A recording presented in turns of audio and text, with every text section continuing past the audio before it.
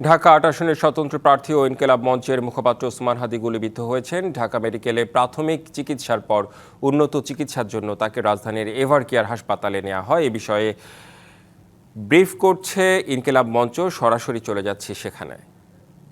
আমরা কাউকে সন্দেহের বাইরে রাখছি না, এটা খুব শীঘ্রই জানা যাবে। যেহেতু ডক্টর ইউনূস এই ব্যাপারে আমাদের সাথে যোগাযোগ করেছেন, তাদের এই ব্যাপারে তারা সঠিক সিদ্ধান্ত নিচ্ছেন বা সেই ব্যাপারে ওনাদের প্রসিডিউর চলমান। আমরা সেটা আগামী 24 ঘন্টা তাদেরকে টাইম দিয়েছি, 24 ঘন্টার মধ্যে তারা আমাদেরকে জানাবে।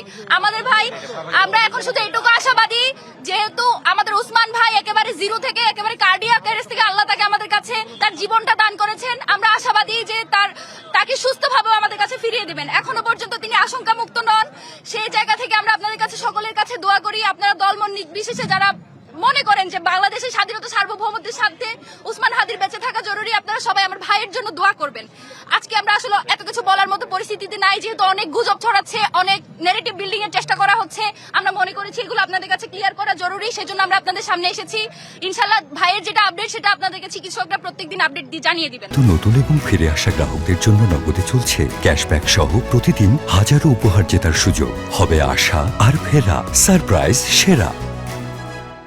আর আরেকটা কথা ভাই, আমাদের যদি কোনো বক্তব্য থাকে সেটা আমরা ইনকিলাব মঞ্চের যে গ্রুপ আছে, অফিসিয়াল গ্রুপ, সেখানে আমরা জানিয়ে দেব। এর পাশাপাশি ফাতিমা তাসনিম জুমা এবং আমি আব্দুল্লাহ জাবের আমাদের প্রোফাইল থেকেও আপনাদেরকে জানাবো।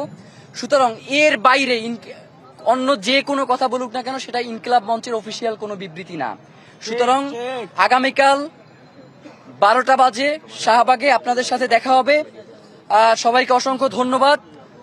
আপনারা সারাদিন অনেক পরিশ্রম করেছেন, কষ্ট করেছেন।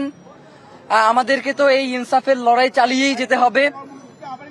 আমাদের আগামীকাল দুপুর 12টায় শাহবাগে ইনকিলাব মঞ্চের গণপ্রতিরোধ সমাবেশ। আপনাদের সবাইকে সেই সমাবেশে সামিল হওয়ার জন্য উদারত আহ্বান জানাচ্ছি।